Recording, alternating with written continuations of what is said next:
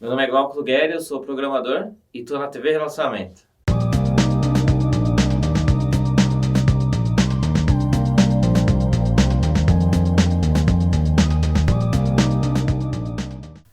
Olá, internautas! Iniciamos mais um programa Gestão Executiva.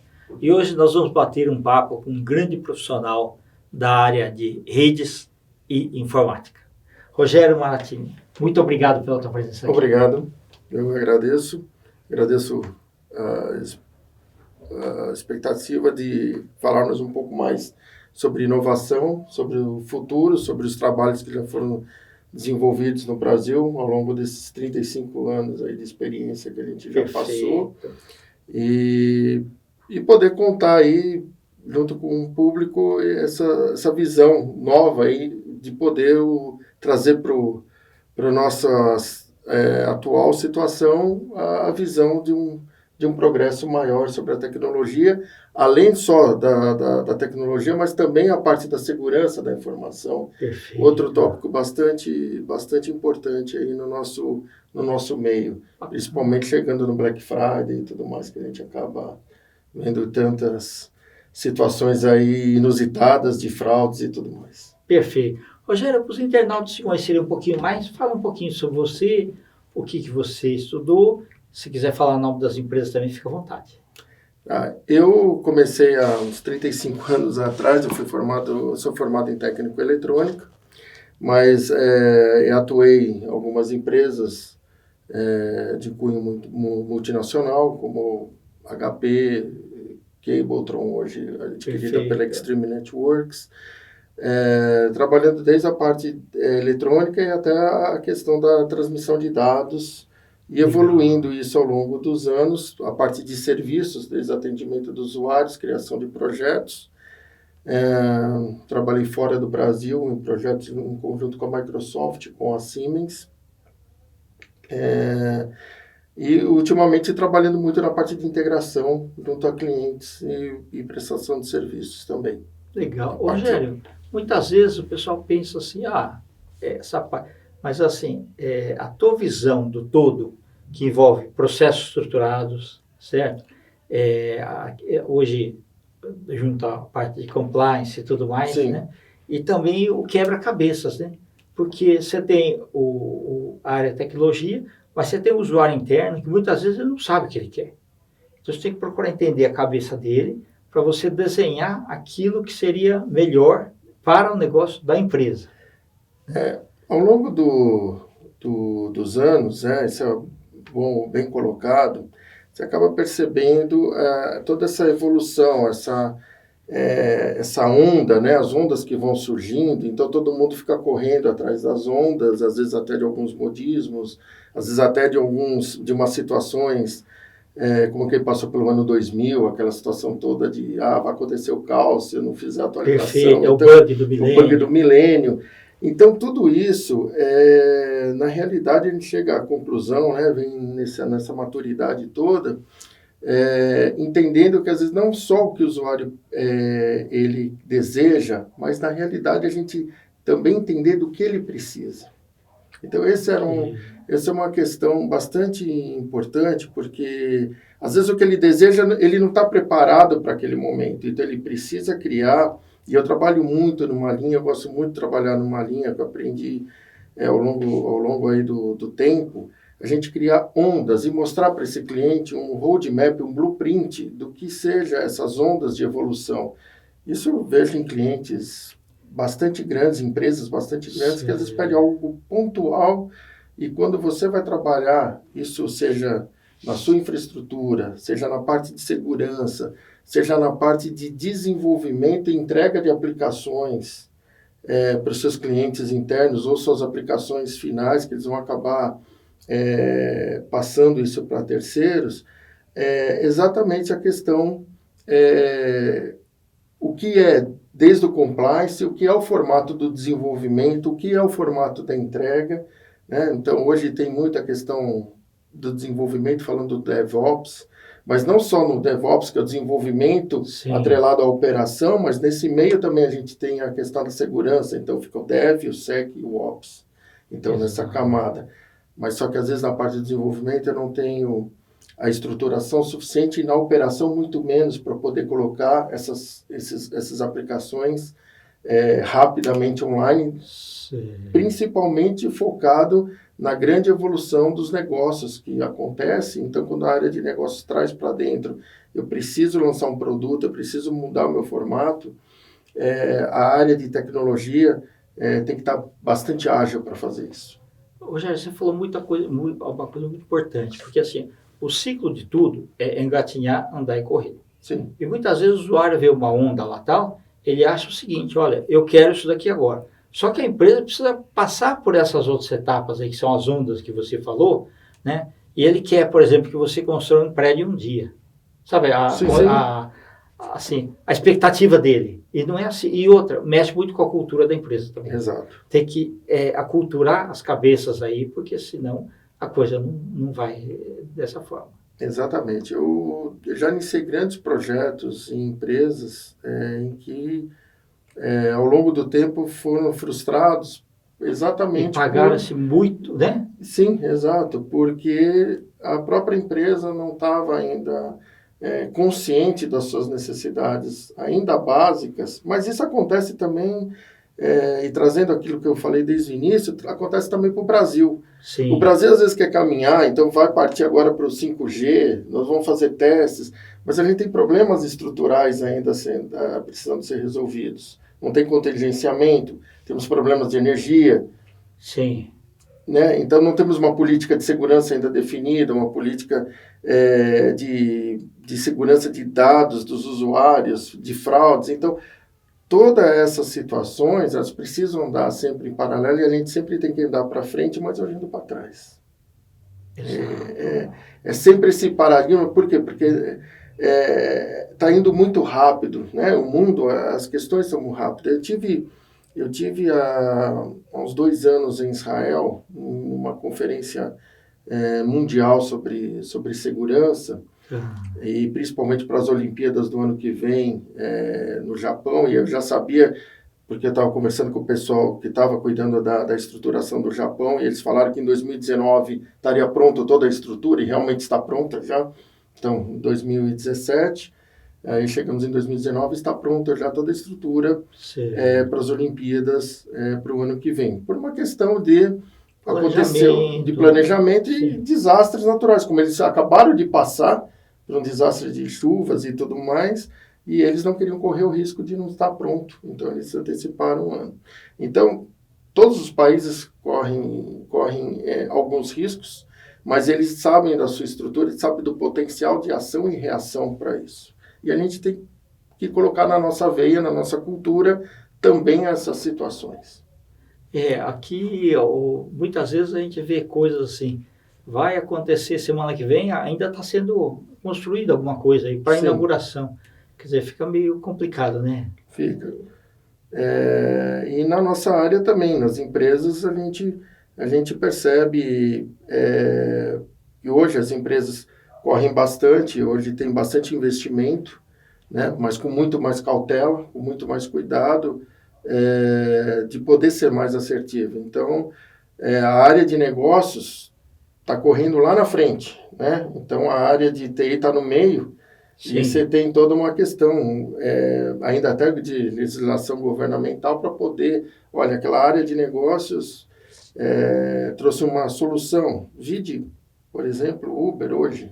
Sim. O Uber hoje é uma questão nacional de mobilidade, não tem nada a ver com tecnologia, entre aspas, a tecnologia está por trás do serviço ofertado, mas o dia a dia, né? Então, onde está pegando? Hoje nós não temos ainda instaurado uma situação na qual próprios aplicativos, né, de mobilidade, sim, estão ali, olha, vamos funcionar dessa forma, somos regidos por...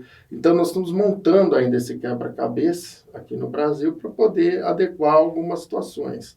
E assim vamos indo tratando. Então, a área, né, então quem está lá montando os desenvolvimentos tem que adequar. Olha, para o Brasil é de um jeito, para os Estados Unidos é outro, para a Alemanha de outra forma. Por exemplo, o que traz para o Brasil tem que tropicalizar de alguma forma. Exatamente, e bastante. Porque nossas regras são bastante, às vezes, rígidas de um lado ou não existe do outro. Certo. Então, você precisa acabar criando para tudo isso acabar formatando o serviço. Então, a formatação do serviço é um outro ponto em que a gente acaba trabalhando bastante forte para poder entender a necessidade do que é tangível e do que é necessário.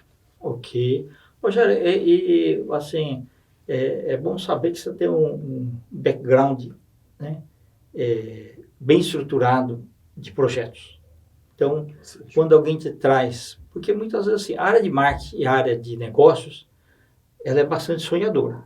Bastante. O que é bom também, tá? Mas, Sim. assim, muitas vezes a parte de operações está lá atrás. Exato. Então, até adequar assim, todo esse quebra-cabeças aí, demora. E muitas vezes eles querem atropelar, né, as coisas. E tecnologia acaba virando o sanduíche da vez. Exato. Então, eu vi várias vezes, eu passei por isso ao longo da minha trajetória, onde, poxa, vamos falar com os chatos de TI. Porque os chatos de TI era justamente aquele cara, e eu era um deles, que levantava a mão, inclusive um grande RP do mercado, fazendo a sua instalação numa das grandes empresas que eu trabalhei, então a gente estava fazendo um grande, praticamente um downsize no momento, e eu conhecendo a estrutura, tudo, né, no meio do caminho, isso quase para acontecer, e eu tinha entrado recente na empresa, eu levantei a mão e perguntei se tinham feito o sizing, né, de toda aquela estruturação, o size da pista que iria correr, todo aquele tráfego de dados, aquele fluxo de dados. É como se fosse ter uma Fórmula 1 Isso. E a pista tem que estar em ordem, não um dia antes, tem que estar um bom tempo antes. Tem que ter seus escapes, tem que ter. Então, exato. Na realidade, a preocupação era basicamente em importação de dados, em configuração de sistema, configurações de sistemas e tudo mais, mas praticamente todo mundo tinha acabado passando por cima ou negligenciado a infraestrutura da situação. Então, de uma forma assim, olha, um pensou que tinha visto, outro pensou que já estava lá. Tinha backup, tinha uma série de coisas. E acabou vendo que a própria rede não aguentaria. Então, a forma de transmissão de dados ainda era muito precária, era satélite em alguns pontos, era LP em outros, né? Linha a linha privativa ponto a ponto. Em outros, X25 em outros, que são protocolos de comunicação com próprio instituições governamentais, como transmissões, né? Ou bancos, EDI na época, né? Então, tudo isso acabou não sendo visto. Então, quando eu trouxe para a mesa essa situação, olhando, né, de uma forma técnica, foi uma surpresa para todos, onde nós tivemos que mudou um pouco a trajetória do projeto. Mudou o cronograma também. Mudou o cronograma, obviamente. Então, você acaba sendo o chato da história, mas na necessidade daquilo, porque ia frustrar lá na frente os usuários que não iam poder. Então, eles tinham uma velocidade de trabalho de fornecimento de informação, de consulta de informação de uma forma, aquilo lá ia ficar de uma outra muito mais, ia ser pior, então iam colocar toda a culpa no sistema, que não era propriamente o sistema. Então, isso ia acabar trazendo grandes prejuízos para a própria empresa, que nós conseguimos resolver a tempo e fizemos um projeto, né, de toda a reestruturação da infraestrutura da própria empresa para poder suprir esse downsize, como deveria realmente acontecer. Mas era muito no início, todo mundo estava aprendendo e aquilo lá acabou virando alguns cases. Mas isso acontece de várias vezes. Hoje melhorou um pouquinho por causa dos processos, né? Sim. E ISO Exato. Essa parte aí de melhores práticas também. Perfeito, exato. Então, com as melhores práticas também muito bem colocadas nesse momento, nós começamos a trabalhar dentro dos processos, né? Então, a evolução de TI começou a ficar um pouquinho mais ordenada, não só para a própria TI, mas para a própria TI se comunicar com os seus usuários, né? Sair daquela bolha e poder mostrar, olha, em alguns casos, e eu já trabalhei em empresas, mesmo com tudo isso, eu já trabalhei em empresas que realmente fazer das melhores práticas ia ser um atraso, porque a empresa tinha uma dinâmica muito grande, principalmente empresas de comunicação, de televisão e de formato de cunho de comunicação, de que tudo acontece quase praticamente em real time, você precisa dar notícia, você precisa publicar a notícia, então nós tínhamos que criar modelos para aquele modelo de negócio. Mas baseado no mínimo de prática para a coisa não acontecer, para não ficar desestruturado. Então, e não ter uma TI dentro da outra, dentro da área de negócio e poder a coisa se desenvolver de forma estruturada, né? Então, muito, muito importante a questão dos processos, né? A questão de como se fazer os projetos, de como se atender o usuário, qual prazo eu vou ter, os SLAs, né? Os níveis de serviços, né? Adequados, o nível de serviço prestado pelas empresas e como que parceiras, e como que você mede isso para poder ter uma agilidade, uma qualidade de trabalho um pouco melhor. Ok. Rogério, eu acompanhei muitas vezes aí grandes projetos aí que envolviam a parte de sistemas, tá? A percepção que eu tinha é que muitas vezes faltava alguém que passasse o pente fino em tudo, porque quando funciona em caixinhas e blocos, você vai encaixando, tá? Sim. Mas se alguma coisa não for deixar de ser ajustada, ali na ponta o usuário pode sentir. Exato. Então, na prática, aí foi colocado um pouco mais para o gerente de projetos na época. Agora já tem o PMO, né? Já tem assim... Exato. Então, essa evolução veio acontecendo, mas realmente faltava, porque para evitar, então, olhar tudo. Então, hoje eu tenho gerentes de projetos especialistas, né? Não só dedicado, mas também aquele que é um pouco mais generalista, que olha o todo, fim a fim. Sim. Então, junto com as ferramentas do próprio PMI, né, e o White, o COBIT, então todo um aspecto, isso vindo agora muito para a área de segurança, também. Sim. Porque as áreas de segurança com as ISOs também precisam entender o todo para poder, não só num formato dentro de estrutura, da estruturação sistêmica, né, mas também que isso pondere dentro da parte de segurança e se torne compliance, porque não adianta desenvolver algo em que lá na frente estoura no compliance e fala, olha, mas isso aqui não serve para o negócio da empresa, porque alguém vai barrar. Então, tudo isso tem que andar muito em conjunto. E eu vejo que para a alta direção de tecnologia, para a alta direção de negócios, os desafios tornaram-se bastante complexos.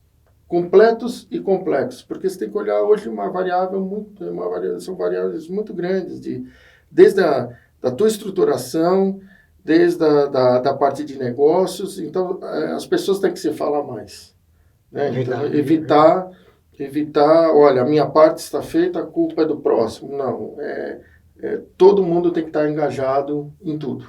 Certo. Porque é o único caminho que eu vejo que dá certo hoje nos projetos, nas grandes empresas.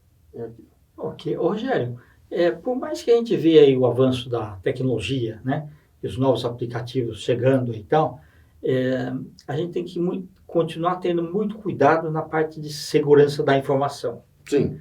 Que parece que quando os bambambãs conseguem colocar algo novo, o crime organizado e os hackers parece que tentam dar sempre um passo à frente, né?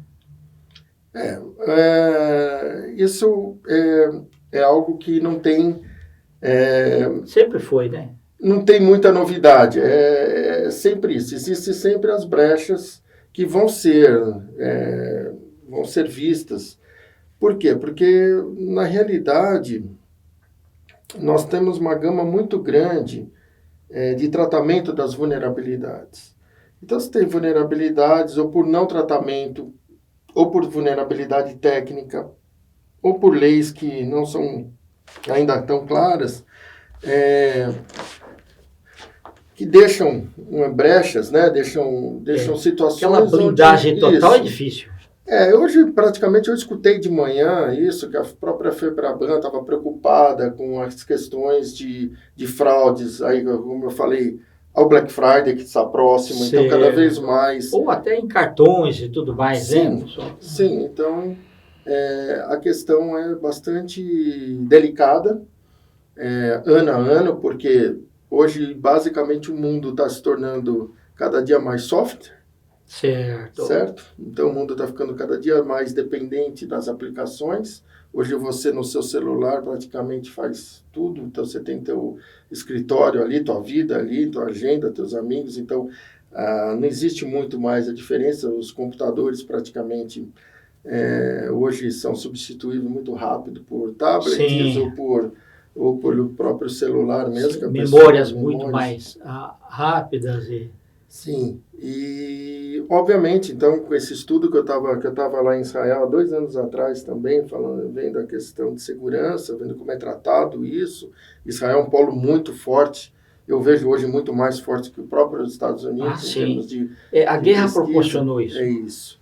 Então, eu vi eles vivendo isso, então, tanto é que em toda a parte das Olimpíadas, em grandes eventos mundiais, é tratado muito de perto pelo pessoal de Israel.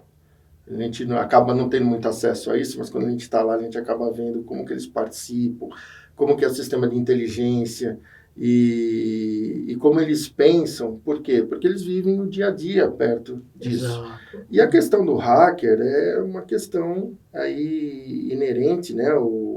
Hoje a gente tem a parte de algumas situações tratadas com vulnerabilidades, como testes de invasões, né, e tudo mais. Porém, sempre que você lança um serviço, uma modalidade, você também tem que esperar acontecer determinadas coisas para poder entender, porque nem tudo você consegue mapear ou pensar como que poderia se negligenciar, usar a imaginação de como poderia, porque às vezes você pega por telefone, às vezes uma informação que é crucial, e você simplesmente, aquilo lá é uma forma de hacker. Tá certo. Né? Então, são informações que a gente fala até para dentro de casa mesmo, né, para os nossos filhos, e isso também vale para casa, né, então é bastante importante, porque a nossa casa está se tornando um centro também de tecnologia. Sim, verdade. Então, não dá muito. O que acontece no escritório também pode acontecer na sua casa, com informações particulares, ou a tua rede sendo invadida por alguma coisa. Então, e principalmente com a questão do IoT, essa preocupação se torna, né, que é a internet das coisas, né? Em que a televisão hoje tem acesso à internet, o teu videogame tem. Então, são coisas que a gente no dia a dia nunca deu valor e passa a abrir o teu perímetro de ataque. Exato. Se torna maior. Então, sempre que expandir o perímetro, a gente tem que ficar de olho. Ou seja, onde eu tenho vulnerabilidades. Então, a história se passa a cada evolução. Perfeito. Ô, Rogério, nós estamos nos instantes finais. Você agora como um grande consultor, especialista, né, e empreendedor, tá?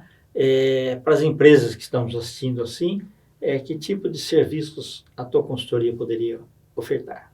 Olha, basicamente os trabalhos que a gente desenvolve desde a parte de arquitetura de soluções, Okay. Então desde serviços, infraestrutura, então serviços de atendimento, que serviços podem ser melhorados, o que eu posso fazer de economia, onde eu posso ter uma segurança maior em termos de tratar as situações do serviço final do teu cliente ou base, né?